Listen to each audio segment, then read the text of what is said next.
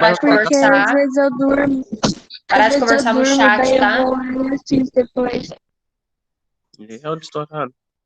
Deixa o chat aí somente para as respostas das perguntas, tá? Vamos parar de conversar aí. Vamos lá, pode ler, Kel. Max procurou entender a história real do ser humano, com base nas condições materiais de sua existência. Para ele, as considerações de ordem cultural, política e social que aparentemente regiam a vida coletiva eram o resultado do próprio estado de desenvolvimento material de determinada sociedade. Nesse sentido, todas as mudanças sociais possuíam fundamentos material e estavam circunscritas a condições aos Inerentes. modos, inerentes aos modos de produção e reprodução da vida coletiva. Como compreender a dinâmica do processo de desenvolvimento social dentro da perspectiva materialista e histórica? De acordo com Marx, a compreensão dessa produção e reprodução de vida coletiva se localiza em uma divisão fundamental, que diz respeito ao trabalho proprietário de particular dos meios de produção. Haveria aí um conflito resultante da diferença entre aquele que trabalha e aquele que controla os meios de produção. O primeiro constituído uma classe, o segundo outra. O primeiro sendo o explorador, o segundo o explorado. O primeiro sendo o oprimido, o segundo o opressor. Assim haveria uma tensão no interior da sociedade, em desprovido de propriedade. Essa tensão, para Marx, era reconhecível na história da humanidade, que nada mais seria do que a história da luta de classes. Marx apresentou essa afirmação com clareza no Manifesto Comunista, obra panfletária editada em 1848, que defendia a revolução proletária contra a chamada exploração burguesa. É a dinâmica do desenvolvimento da evolução humana, que Marx situa a produção. Afinal, o indivíduo não apenas atua sobre a natureza para conseguir o seu sustento, como estabelece, sobretudo, o vínculo com outros e, com base nisso, relações sociais.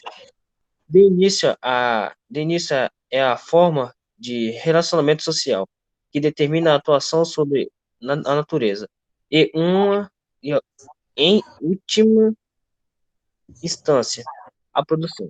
Porém, as relações sociais que os indivíduos produzem mudam a proporção das mudanças no meio material de produção, ou seja, as mudanças no sistema produtivo, ensejam também mudanças no universo social. Há dessa forma, não apenas uma sociologia de compreensão das relações sociais, mas uma sociologia engajada, compromissada com o próximo passo de desenvolvimento da humanidade, que seja do estabelecimento de uma ordem proletária. Então, é interessante. Não precisa ler embaixo, não. Então, vamos colocar e ressaltar as coisas importantes aí dessa leitura. Então, em relação ao materialismo que Marx desenha, né, ele procura entender, então, a história real do ser humano em relação aos bens que ele possui.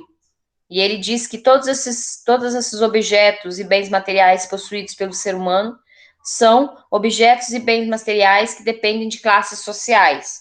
A classe de quem manda e a classe de quem obedece, de quem oprime e de quem é oprimido, de quem trabalha e de quem manda trabalhar, tá? Então, todas as mudanças sociais possuíam para ele um fundamento material, né, estavam aí descritas nas classes sociais. E aqui em cima, nesse trecho, ele deixa bem claro isso, ó. Então, se localiza uma divisão fundamental que diz respeito ao trabalho e à propriedade particular dos meios de produção, ou seja, aos donos das empresas. Então, há sempre a diferenciação entre aquele que trabalha, o funcionário, e aquele que controla os meios de produção, o patrão, né? O primeiro sempre sendo explorado, o trabalhador, o segundo é o explorador, o patrão. O primeiro sendo oprimido, o trabalhador, e o segundo sendo o opressor, o patrão.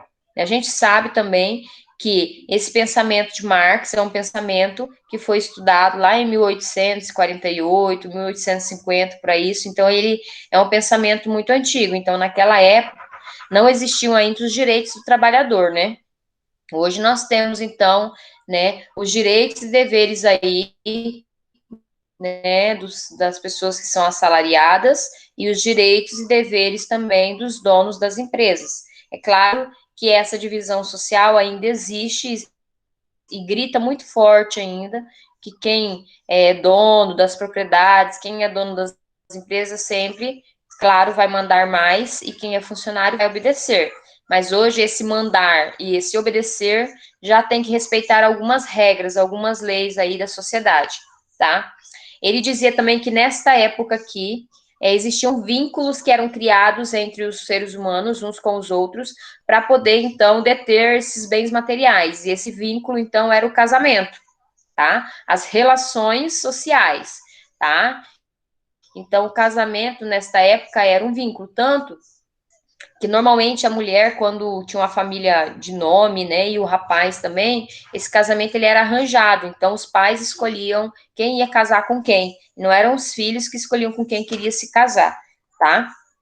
Então aqui nesse último parágrafo ele deixa bem claro, ó, dessa forma, não apenas uma sociologia de compreensão das relações sociais, mas uma sociologia engajada, comprometida ou compromissada com o próximo passo do desenvolvimento da humanidade. Qual seria o próximo passo? O que a gente vive hoje, tá? O passo, então, onde homens e mulheres têm direitos respeitados, podem trabalhar fora, né? Ganham quase a mesma coisa, o homem ainda ganha um pouco mais, mas isso vai acabar com o tempo, tá? Isso é um passo que a gente vai conquistando através do nosso trabalho.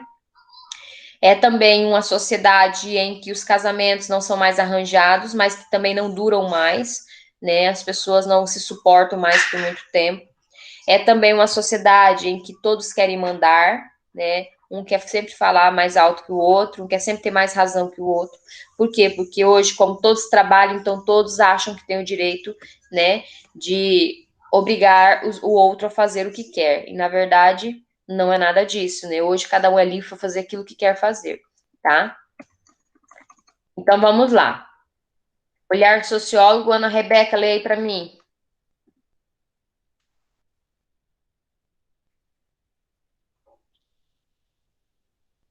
Oi. Rebeca! Tá. Olhar de sociólogo? É. Para Karl Marx, o conceito de classes sociais se desenvolveu com a formação da sociedade capitalista.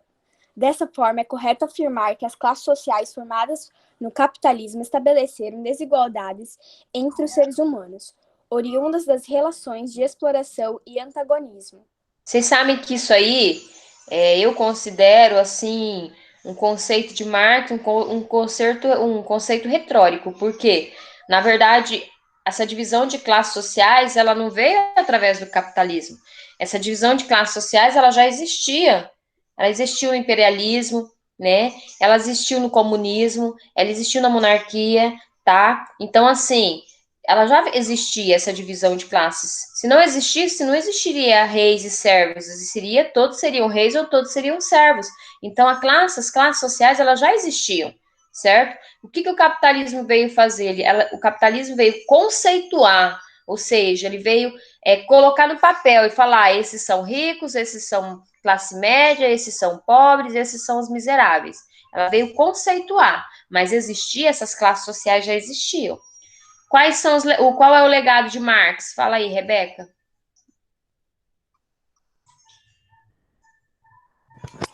O legado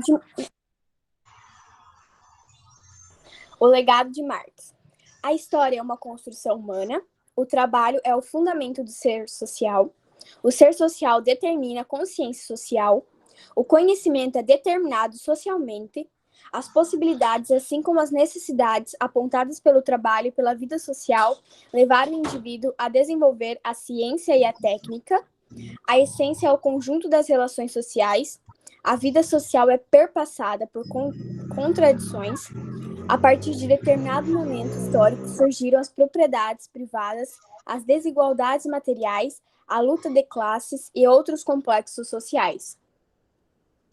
Então, esses aí são os tópicos aí, né, que Marx procurava sempre focar, certo? E aí, era nisso que ele se baseava, então, nos seus estudos. Aí a gente tem B.R. Bourdieu, né? Bourdieu, na verdade, se lê assim, eu sempre falo errado, mas é Pierre Bourdieu, né? E vamos conhecer um pouquinho sobre o pensamento da classe social segundo ele. Pode ler para mim aí, Vitória com W.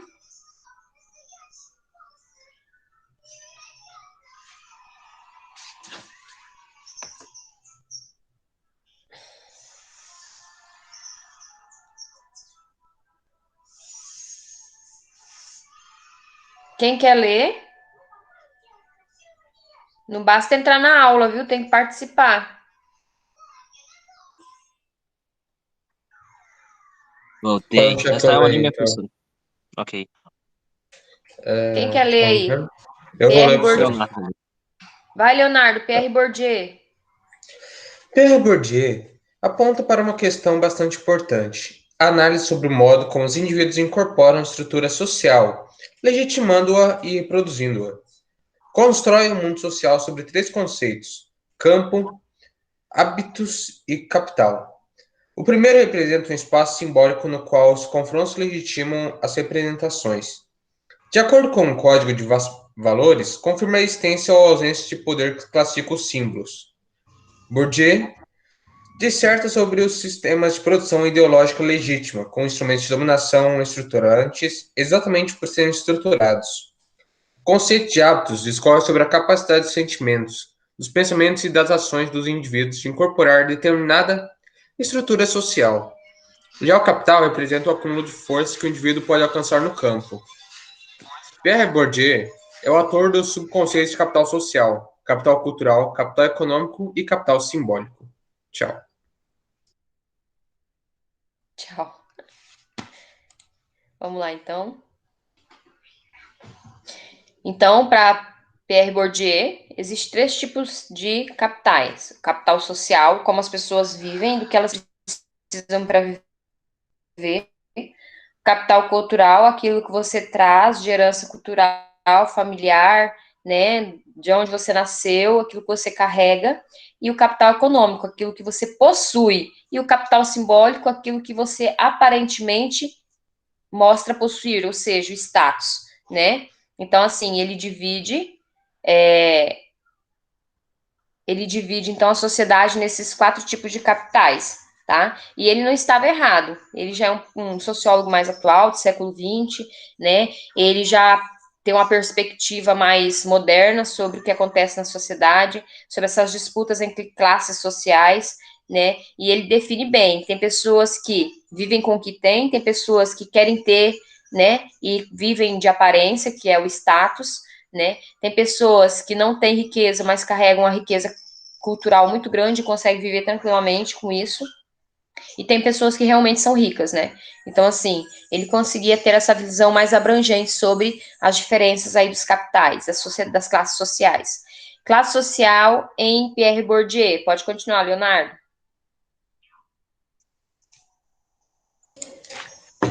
Qual é o conceito de classe social em Bourdieu? Para o pensador francês, as classes sociais não existem.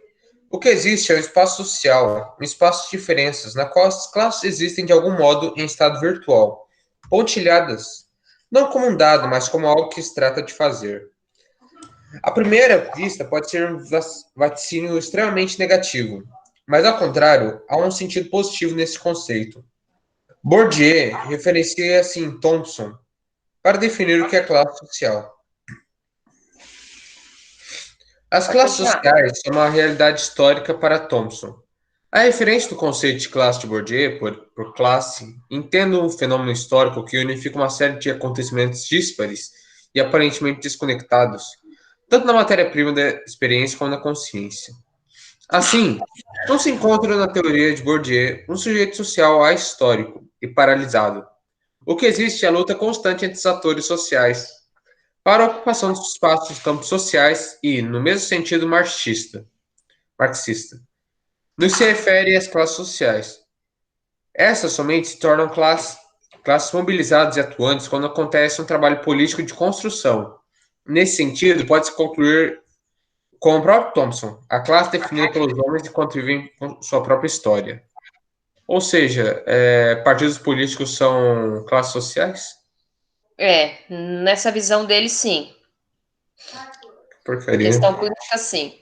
Não só a questão política, como a religiosa, Também é, tá? Entendi. A distribuição de capitais, hábitos, campo social e ocupação do espaço social é a luta dos atores sociais, que pode, caso exista um trabalhador de ação política, tornar-se prática e teoricamente luta de classes, ou seja, Bourdieu, ao apresentar estudos sobre a reprodução de classes e como se transferem as heranças instintivas nas sociedades contemporâneas, demonstra também que é possível fazer uma omelete social. Para isso, ressalte-se deve existir um trabalho político de construção da ação coletiva com o sentido da luta de classes. Porque na verdade essa diferenciação de classes sociais, quem é que inventou isso? Alguém pode me dizer? Quem é que inventou essa discriminação, essa diferença que existe? Não foi nós mesmos, o próprio ser humano, né?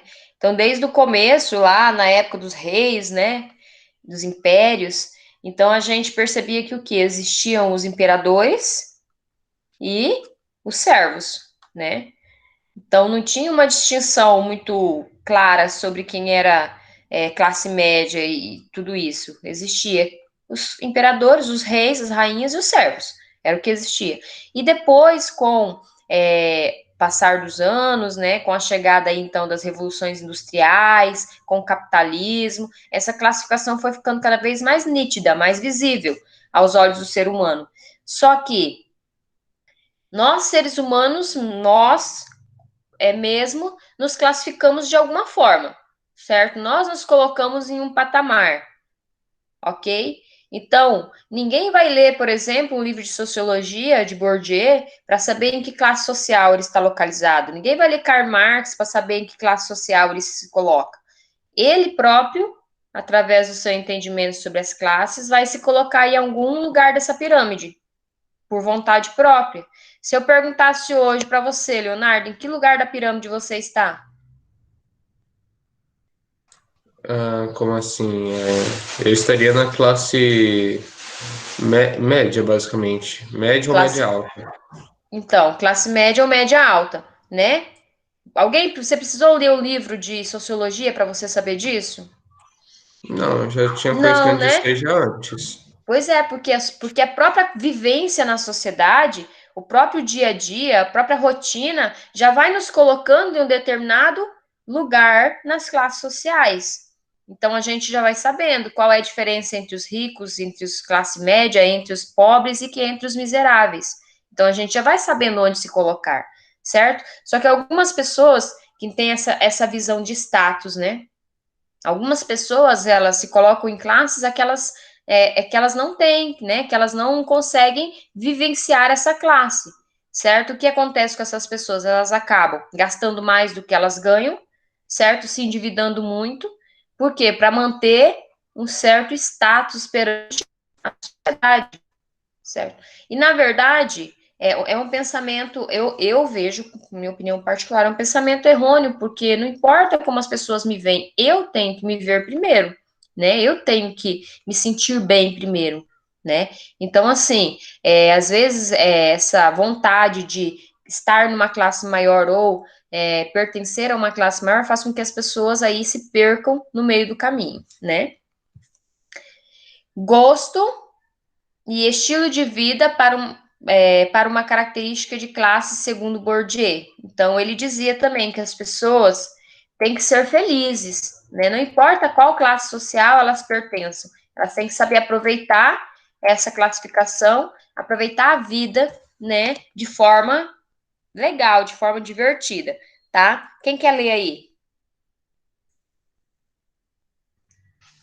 Deixa eu ver para a lista de chamada. André, não quer ler, André? Faz bingo. Raíssa Tuane. Logo eu. Vai lá. Parabéns, você foi associado. Eu tô com a lista de chamada aqui agora, eu vou começar a gritar. As circunstâncias em que o indivíduo se encontra, a posição social. Não estão te ouvindo, não. Pode ler mais alto. Não. As circunstâncias em que o Isso. indivíduo se encontra, a oposição social que assume nas diversas instituições sociais a que pertence, com o papel que desempenha dentro da estrutura econômica.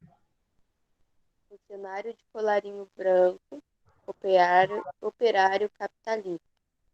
E os grupos em que se relaciona são modelos que, de certo modo, definem os estilos de vida, isto é, as práticas e as propriedades de uma dada posição social ocupada por um agente social. Pierre Bourdieu não trata de sujeitos, mas de agentes sociais, ou seja, de agentes que transformam o mundo cotidianamente pela prática. Especificamente, ele trata do estilo de vida e do gosto.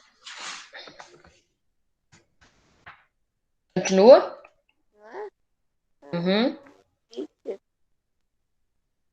Estilo de vida é a retradução simbólica das diferenças que existem de fato no que o sociólogo chama de hábitos. Essa percepção gera não só o que cerca sujeitos e grupos como casa, roupas e pertences, mas o seu estilo de viver. Portanto, pode-se colocar que o estilo de vida são as melhores preferências, as intenções expressas em cada área da vida e em cada campo e necessidade, como moradia, mobília, vestimento, enfim, tudo aquilo que o sujeito faz uso. Então, o que ele quis dizer? Que às vezes as pessoas vivem em classes sociais e vivem rotinas que não gostam de viver, tá? Saem com pessoas ou fazem coisas que não gostam de fazer pela obrigatoriedade de pertencer a determinada classe social, certo? Então, por exemplo, jantares, né, de negócio, viagens que tem que ser feita pessoas que não gostam. O que ele diz é o seguinte, que os seres humanos, eles foram feitos, foram criados em sociedade, seres sociais extremamente integrados à natureza e a si mesmos para serem felizes, para fazerem coisas que gostem de fazer, né? E que é uma perca de vida viver fazendo coisas que os outros gostam de fazer porque você quer agradar outras pessoas, tá? Resumindo, seria isso que ele quis dizer, certo? Então, ali ele fala embaixo da foto, estilo de vida característico pelas preferências, como esportivos, de lazer, de vestimento, de escolhas de lugares. Então, isso aí é pessoal, é de cada um de nós, tá? Quem lê agora para mim é a Vitória com V, que tá aí, nunca lê, nunca participa da aula. De acordo com ela, tá tendo a construção do lado dela. Mas liga o mic aí, bora ver se tem algum barulho. Vai, só liga. Vai lá, Vitória. Vitória, você tá aí? Vi. Ouvi. A Gabi. Não consegue ler, Gabi?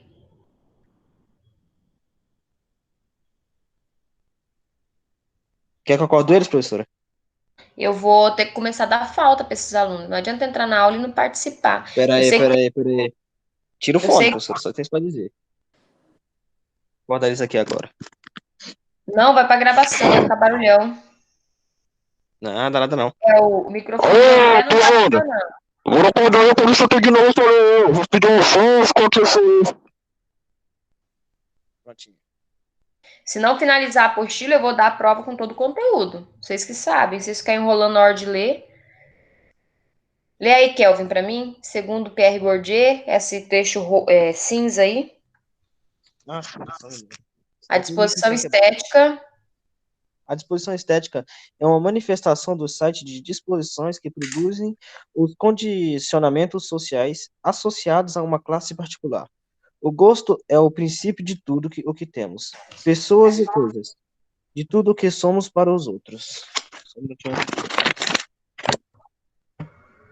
É através dele que classificamos e somos classificados.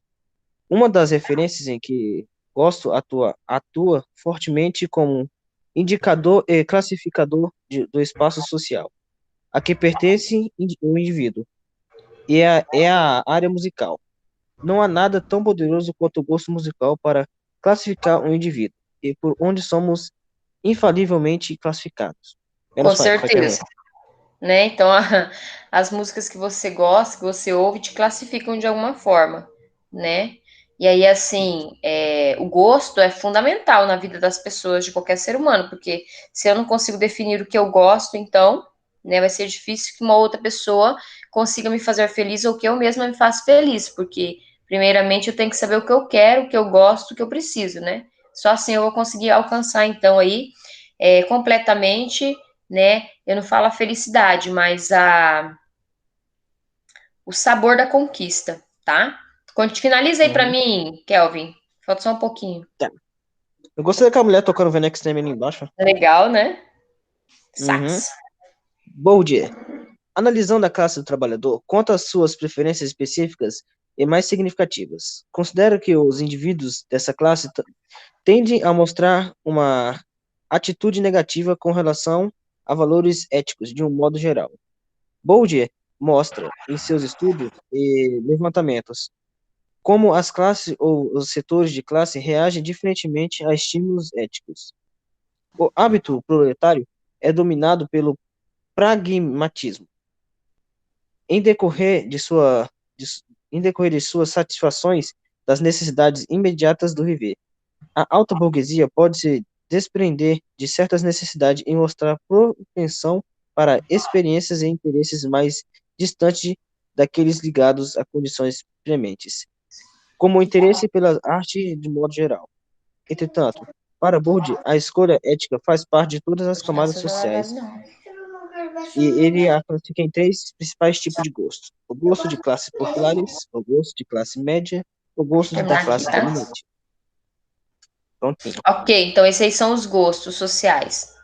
Gostos de classes populares, o gosto da classe média e o gosto da classe dominante. Então, na verdade, é a forma que vive cada classificação social dentro da pirâmide das classes sociais, né? Então, gostos populares, né?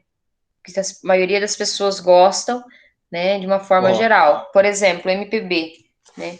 Os jovens não costumam ouvir muito, né? Os jovens hoje da modernidade, né? Dos avanços tecnológicos, mas as pessoas aí dos anos 80, 90, MPB é perfeito.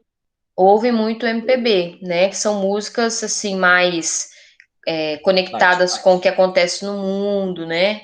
São músicas mais calmas, músicas do cotidiano, músicas que têm uma letra mais expressiva, fala sobre diversos assuntos, né?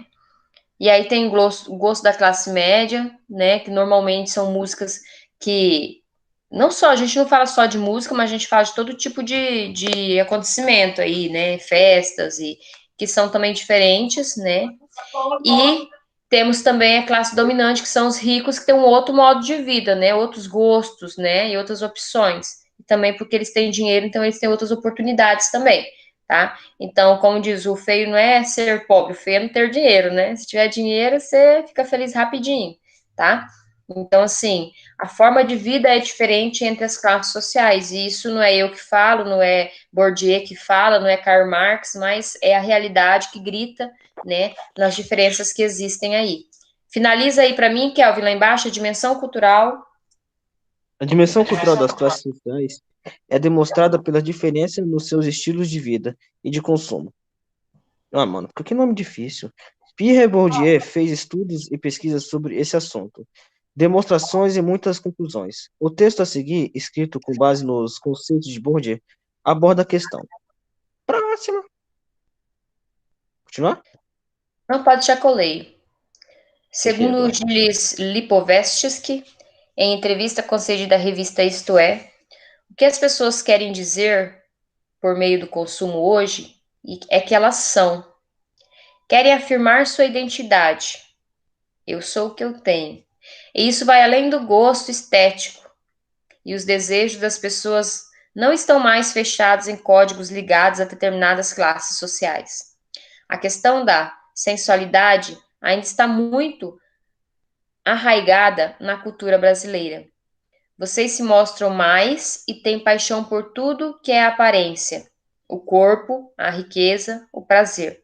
O brasileiro não tem paixão por luxo, tá? Então, assim, o que ele quis dizer com isso? Né? Ele quis dizer que ainda nós, brasileiros, nos apegamos muito à estética, ao que as pessoas veem de nós. não aquilo que a gente realmente é, né? Então, o que as pessoas buscam hoje? Um corpo perfeito, dinheiro, né? E prazer, certo? Então, assim, às vezes não é o luxo em si, não é possuir uma casa luxuosa, não é ter um carro luxuoso, mas é não ter porque eu quero, mas é porque os outros vão ver que eu tenho uma bela casa, os outros vão ver que eu tenho um carro luxuoso, um corpo perfeito, né? Então, as pessoas não buscam a satisfação pessoal de forma geral, elas buscam a satisfação estética para que as pessoas vejam status e que isso seja comentado e seja colocado aí nos mais diversos meios de comunicação. A gente percebe isso através das redes sociais, né? Vamos citar aí Instagram, Facebook. Então, o que a gente percebe? Quando a pessoa posta uma foto dela lá, ela quer que aquela foto seja curtida, ela fica ali cuidando. Quantas pessoas curtiram, quantas pessoas comentaram, né? Então, ela quer ter o quê? Ela quer ter visibilidade, ela quer ter status, né? Então, ela precisa ser notada, tá? Isso é uma característica que pode ser muito positiva, mas também pode ser extremamente negativa. Isso está aí destacado nos grandes índices que a gente tem de depressão, né? Principalmente no nosso país, tá? Nós temos aí as atividades, então, para serem respondidas, certo? Na próxima aula, a gente vai só corrigir essas atividades aí. E já vamos para o próximo capítulo, que é desigualdades sociais. Tá?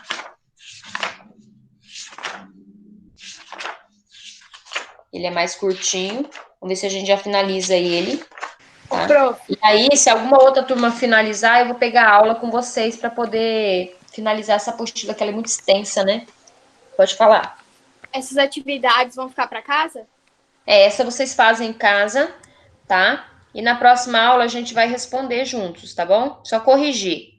É importante que vocês façam para ser mais rápido, tá?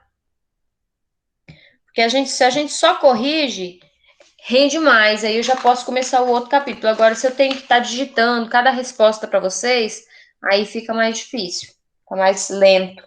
Importante fazer as atividades. Lembrando que está próximo aí da entrega das apostilas, né? Então, mantenha as apostilas de vocês aí completas, certo?